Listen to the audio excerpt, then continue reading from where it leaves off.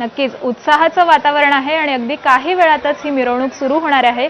Mickey, पुन्हा आपण या मिरवणुकीमधून तुम्ही ही दृश्य आम्हाला दाखवालच, तुर्तास धन्यवाद आपण दिलेल्या या दृश्यांबद्दल। तर पुण्यातील मानाचा पहिला कसबा गणपतीच्या आगमन मिरवणुकीला देखील अगदी थोड्याच वेळांमध्ये सुरुवात होणार आहे। ढोल ताशा पथक आणि पारंपरिक वाद्यांमध्ये या मिरवणुका निघणार आहेत। कसबा गणपतीची मूर्ती ही पारंपरिक चांदीच्या पालखीत विराजमान करण्यात आलेली आहे आणि इथून शिवानी पांढरे आपल्या प्रतिनिधी सध्या आपल्या सोबत आहेत। शिवानी, कसा उत्साह आहे? मानाचा पहिला गणपती निघतोय।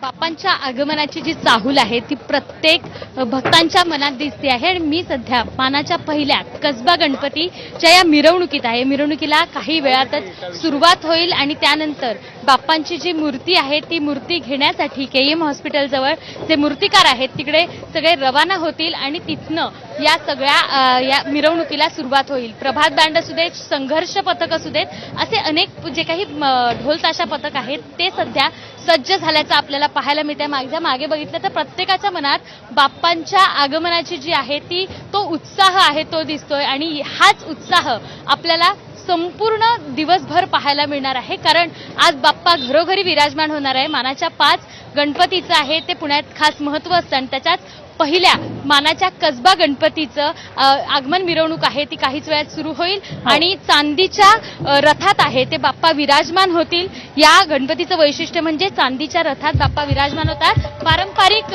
ही सगळी मिरवणूक काढली जाते। नगारे असू दे, ढोल ताशा पथक, प्रभात बँड आहे, या सगळ्याच्या ह्याच्यात ही मिरवणूक काढली जाते आणि त्यानंतर या आगमन मिरवणुकीला सुरुवात होते आणि बाप्पांची प्राण प्रतिष्ठा केली जाते। अर्थातच संपूर्ण पुणे शहरात हेच वातावरण पाहायला मिळते आणि बाप्पांची चाहूल प्रत्येकाच्या मनात दिसते। नक्कीच, हो। त्यामुळे बाप्पांची चाहूल आता पुणेकरांना लागलेली आहे। अत्यंत ढोल ताशांच्या गजरामध्ये पुण्यनगरी ही दुमदुमून गेलेली आहे। धन्यवाद शिवानी।